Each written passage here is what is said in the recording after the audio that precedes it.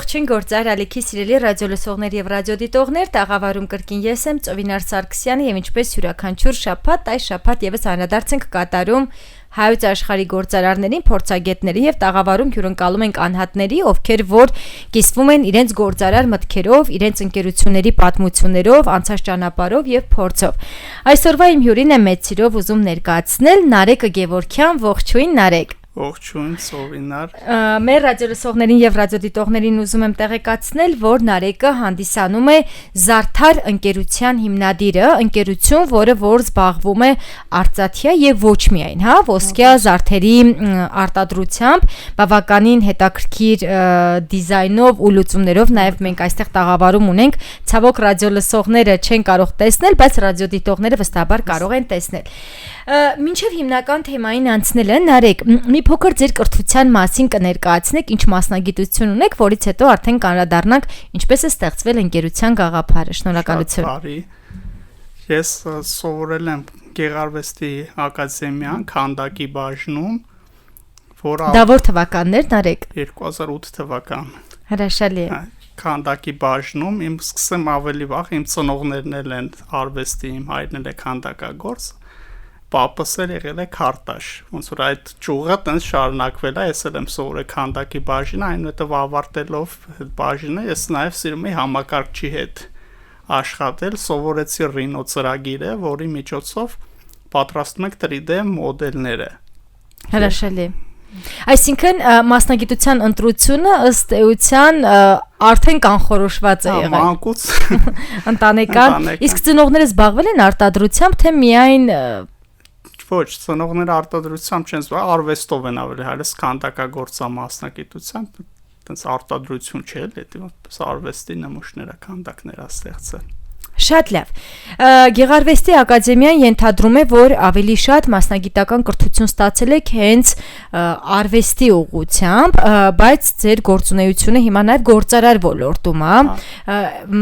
Ինչ հմտություններ, ինչ փորձ եք ձեռք բերել այս մասով։ Գործարար հմտությունները ես այցելել եմ բիզնես դպրոցը, որտեղ սովորել եմ գործարարության հետ կապված կտորները եւ շփվելով տարբեր գործարարների հետ դասընթացի ընթացքում ձեռք եմ բերել հմտություններ, որ հիմա կիրառում եմ իմ բիզնեսի մեջ։ Շատ լավ։ Նարեկ, ընկերությունը կոչվում է Զարդար։ Նախ ինչպես է որոշվել ընկերության ստեղծման գաղափարը, պետք է իրականում նշենք, որ շատ դեպքերում շատ արվեստագետներ իրենք ստեղծագործում են եւ ըստ էության գործարարության դաշտ չեն մտնում։ Ոնց եք որոշել, որ պետք է ընկերություն ստեղծեք եւ ինչու Զարդար։ Ընկերության ստեղծման գաղափարը եղել է շատ հետաքրքիր։ Մայրիկիս սննդին փորձեցի նվեր պատրաստել իմ ձեռքով, իմ զարդ պատրաստեցի, տենց նվերեցի, բոլորին շատ դուր եկավ, ու տենց ոնց որ գաղափար ծնվեց, որ կարելի է արդեն զարդեր էլի պատրաստել եւ վաճառքի ներկայացնել։ Շատ լավ, այսինքն արտադրության գաղափարը այդտեղից է սկսվել, որպես ընկերություն ստեղծել։ Սկզբում շատ քիչ քանակությամբ զարդեր ստեղծեցինք եւ դուր եկավ էլի բոլորին, այսպես ասած, ուստեղից ոնց որ հարկացավ այդ միտքը, որ կարելի է արդեն մեծացնել եւ քանակը եւ տեսականին շատացնել, այդպես ինքներեցինք այդ բիզնեսին։ Շատ լավ, իսկ ինչու Զարդար։ Զարդար անունը հնում այդ անունը կոչվել է պճնվել, զարդ արել էլ, ոնց որ արարել ստեղծել զարդ, այդտեղից որոշեցինք Զարդար անունը դնել, ճիշտ ասած։ Շատ լավ։ Նարեկ, տեսեք, իրականում յուրաքանչյուր ընկերության ստեղծման հիմքում վստահաբար որոշակի առաքելություն ու նպատակ դրվում է, ու նաև պետք է նշենք, որ ոլորտը բավականին հագեցած է Հայաստանում եւ շատ արտադրողներ ունենք։ Որն է ձեր հիմնական առանձնահատկությունը, այսինքն հիմնականում ինչ նմուշների վրա եք կենտրոնանում, ինչ եք ստեղծում, ինչ պատկերներ, ինչ ուղղությամբ եք ավելի շատ առաջարժվում եւ ինչու եք ընտրել հենց այդ ուղղությունը։ Հիմնականում մեր բոլոր զարդերի մեջ փորձում ենք հայկական նախշեր, հայկական տառեր, հայկականը մտցնել, օգտագործելով ժամանակակից բոլոր տեխնոլոգիաները, բայց հայկական ինչ-որ մասնիկ մեջը պարունակում է մեր զարդերի, որպեսզի աշխարհին ոնց որ հայկականը ներկայացնենք։ Շատ լավ, իսկ սպառողները ավելի շատ Հայաստանից են, թե նաև ունեք հաճախորդներ, ովքեր որ Հայաստանից դուրս են, միջազգային շուկայում են։ Միջազգային շուկայում էլ է սպառվում, հիմնականում տուրիստներն են գնում, ինքը ինտերնետով ներկայացնում ենք Instagram, Facebook, TikTok, այդպես on-line հարթակներից պատվերներ է գալիս, այո, Ամերիկայից, Ռուսաստանից, չինացիներ նույնպես գնել են, տարբեր ազգերի ներկայացուցիչներ գնում են։ Շատ լավ, տեսեք Նարեկ, յուրաքանչյուր բիզնեսի դեպքում միշտ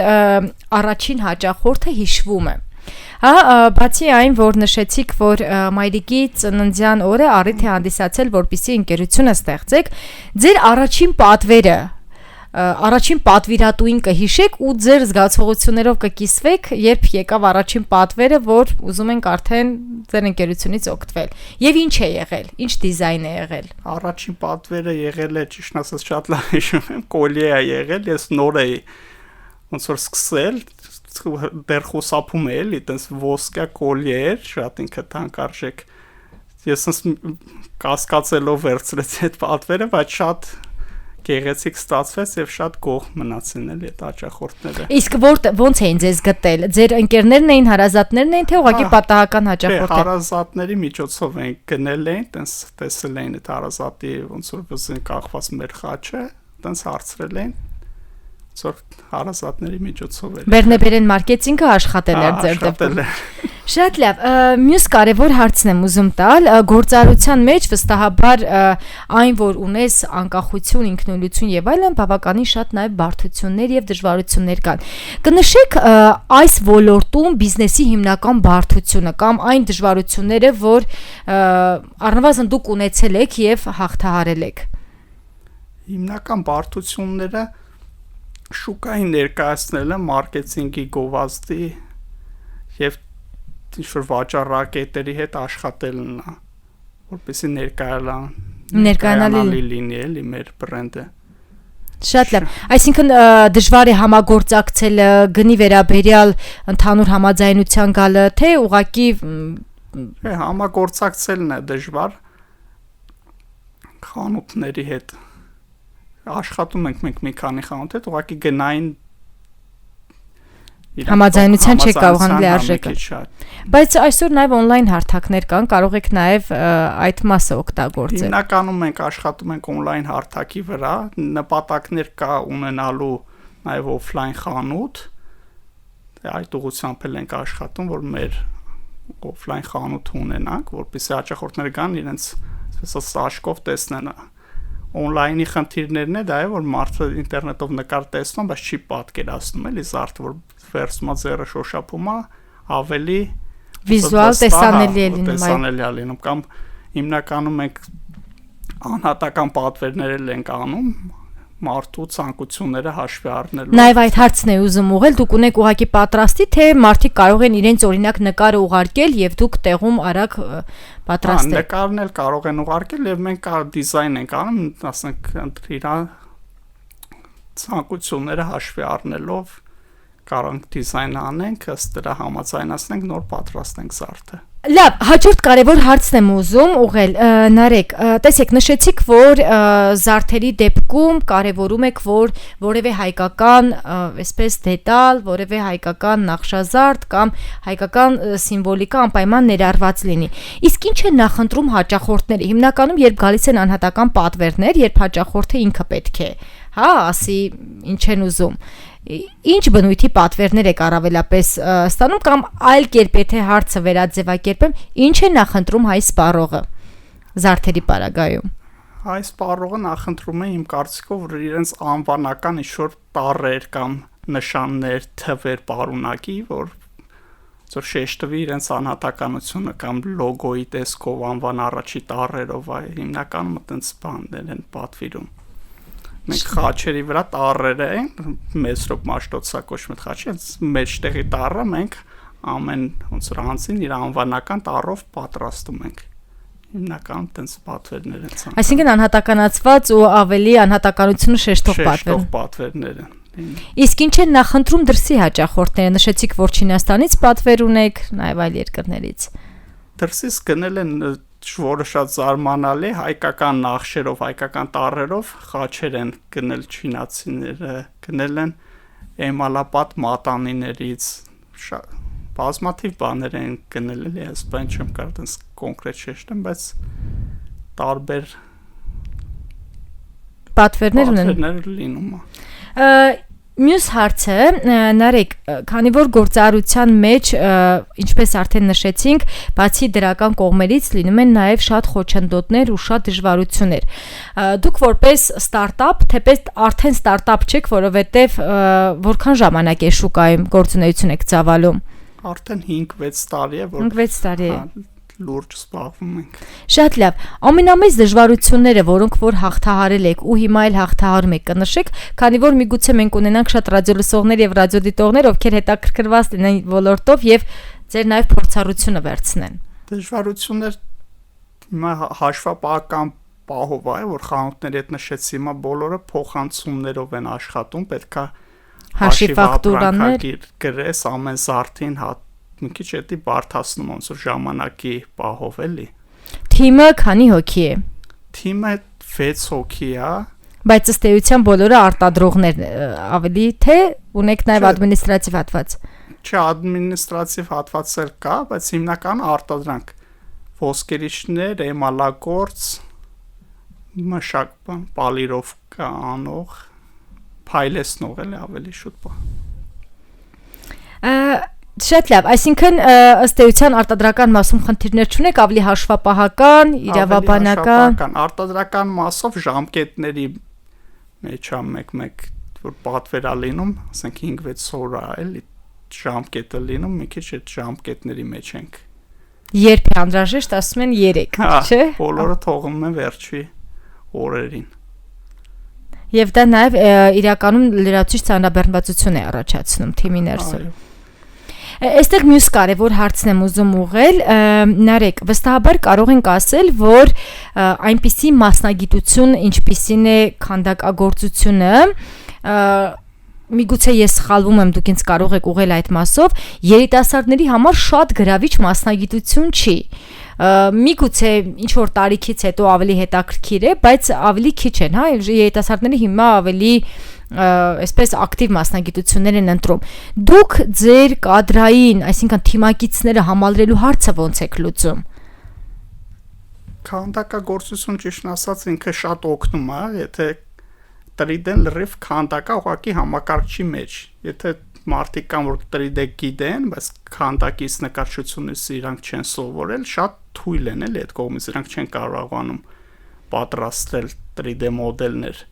Դրա համար եթե այդ 3D մոդելավորող ապեք, նախընտրում ենք, որ ավարտած լինի Գեղարվեստի ակադեմիան, որ ինքը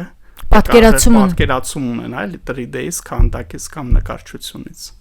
Այսինքն ըստ էության ինքը տիրապետում է ծրագրի, բայց մասնագիտական մտածողություն չունի։ Իսկ կադրային խնդիրը ոնց եք լուծում։ Այսինքն մենք ունենք շատ մասնագետներ կամ մեր կադրային բազան ինչպիսին է այդ առումով։ Կադրերի խնդիր չկա, ճիշտ ասած, ոսկերիչներ շատ լավ ոսկերիչներ կան։ Կադրային խնդիրներ չենք ունեցել։ Ինքը եթե ինչքան է ոնց որ ասած ընդլայնվեն կադրեր կան էլի։ Ես բավականին շփվում եմ այդ ոլորտը, տարբեր ցանոթներ ունեմ։ Եթե ինչ-որ քանակով պատվերել աղեն, այնց չի ստացվել, որ չհասցնենք, էլի կադրեր կարողանում ենք ներգրավել։ Իսկ ավելի շատ տարիքային մասով երիտասարդներ են, միջին տարիքի, թե ավելի տարեցներ։ 3D-ի ծրագրավորման մասով երիտասարդներ են, իսկ ոսկերչականման ավելի միջին տարիքի։ Շատ լավ։ Նախավերջին հարցն եմ ուզում ուղղել, Նարեկ, քանի որ այնուամենայնիվ թիմակիցների հարցը լուծելը միշտ կարևոր է լինում, դասընթացներ կամ որևէ բան դուք ունեք, որ կարող է օրինակ հիմք հանդիսանալ ձեզ համար, ձեր թիմը հետագայում համալրելու մասով։ Այսինքն սովորեցնեք, ինչպես դուք նշեցիք, եթե անհատը գիտի ծրագրավորում, ծրագիր, բայց չգիտի դասական քանդակագործություն, նկարչություն եւ այլն, իրեն ավելի բարդ է լինում սովորելու վերապատրաստվելու մասով։ Մենք այդպես ծրագիր էլ ունենք, մի պահ իրագործել ենք, Զարդար ակադեմիա էր կոչվում եւ մենք դասավանդում ենք, ես դասավանդվեի 3D Rhinoceros Matrix ծրագրերը եւ Magix, որի միջոցով պատրաստում է զարդերը, բայց հիմա ժամանակի սղությամբ այդ ծրագիրը ոնց որ մի կողմ ենք դրել, կենտրոնացել եք արտադրության վրա, բայց նորից կանրադառնանք էլի այդ իրականում կարևոր ուղղություն է ինքը ու նաև կարևոր խնդիր լուծող ամենակարևորը կադրերը մենք կարանք ոնց որ սովորացնենք լավագույն ուսանողներին վերցնենք մեր մոտ աշխատանքի շատ լավ իսկ համագործակցում եք Գեղարվեստի ակադեմիայի նաև մյուս ուսումնական կենտրոնների հետ թիմակիցներ համալրելու մասով համագործակցության է դասընթացի ժամանակ համագործակցել ենք որպեսզի ուսանողներ ներգրավենք բայց զարդերի արտադրության չենք համագործակցել։ Շատ լավ։ Ինչ նպատակ ունի զարդարը Նարեկ։ Ինչ այսպես կարևոր խնդիր է ուզում լուծել շուկայում եւ ձեր տեսլականը ապագայում ո՞նց եք պատկերացնում։ Եթե պատկերացնենք, որ մի քանի տարի հետո նորից ձեզ հյուրընկալել ենք տաղավարում, որտեղ հասած կլինի զարդարը, ինչ եք պատկերացնում իր զարգացման տեսլականի մասով։ Մենք մտածում ենք, որ այսօր 21-րդ դարում բոլոր հասանելի է, բոլոր տեխնոլոգիաները ամբողջ աշխարհի հիմա զարդերի մեջ ավելի ոնց որ դիզայնը ու յուրահատկությունն է։ Մենք փորձում ենք մեր զարդերով կարողանանք գրավել ոչ միայն հայկական շուկա, այլ դուրս գանք միջազգային շուկաներ։ Ամերիկայում հիմա աշխատում ենք այդ ուղղությամբ, շատ ենք ուղարկում, այնտեղ հայերն են էլի ճիշտ ասած ավելի շատ օգտվում, բայց փորձում ենք այնպես անել, որ այլ օտար ազգիները նույնպես օգտվեն հավանեն բրենդը ոնց որ հայտնի դառնա աշխատում ենք այդ ուղղությամբ ու ամենակարևորը հայկականությունը տարածել այո հայկական զարդանախշերով հայկական զարդը կրեն օտար ազգիները մենք վրան նշում ենք էլի Made in Armenia գրածա որ հայկականը տարածվի Շնորհակալություն շատ եւ վերջին հարցն եմ Նարեկ ուզում ուղղել ձեզ որտեղ գտնեն ձեզ հաճախորդները ինչպես դիմեն ինչպես է աշխատում պատվերների համակարգը ոնց կապ հաստատեն ձեզ հետ Instagram-ում, Facebook-ում, TikTok-ում, բոլոր հարթակներում սոցիալական մենք ներկայացված ենք զարդար որ գրեն, կարող են գտնել պատվերները on-line էլի վերցնում ենք, նույն օրը առաքումները կատարում ենք արկատեսականուց իսկ նենց անհատական պատվերները 6-ից 7 օր է տևում շատ լավ պատվիրել եւ ֆայլեն Շատ լավ շնորհակալություն շատ իրականում կարևոր ու առանցքային գործ եք անում Նարեկ ամենակարևորը այստեղ հայկականության ու հայկական մշակույթը արվեստը տարածելու գործում ես ձեր գործերին մեծ հաջողություն եմ մաղթում, ոչ միայն ձեր, այլ բոլորիս գործերին եւ ուզում եմ իսկապես մեծ վստահություն ունենալ, որ մի քանի տարի հետո, ինչպես դուք նշեցիք, ձեր տեսլականի մեջ է մտնում, զարդարը ամբողջ աշխարհում ներկայացված կլինի եւ այո շատերը կկրեն հայկական մշակույթը հայկականը Շնորհակալություն շատ մեր ռադիոլսողներին եւ ռադիոդիտողներին ուզում եմ հիշեցնել որ գործարար ալիքի եթերում կրկին անդրադարձ են կատարում հայոց աշխարհի գործարարներին փորձագետներին եւ այսօրվա իմ հյուրն էր Զարդար ընկերության հիմնադիր Նարեկը Գևորգյան ընկերությունը զբաղվում է ոսկյա եւ արծաթյա իրերի զարդերի արտադրությամբ շնորհակալություն նույնպես շնորհակալ եմ շատ հաջողություն բոլորիս գործերին շատ մեծ հաջողություն շնորհակալություն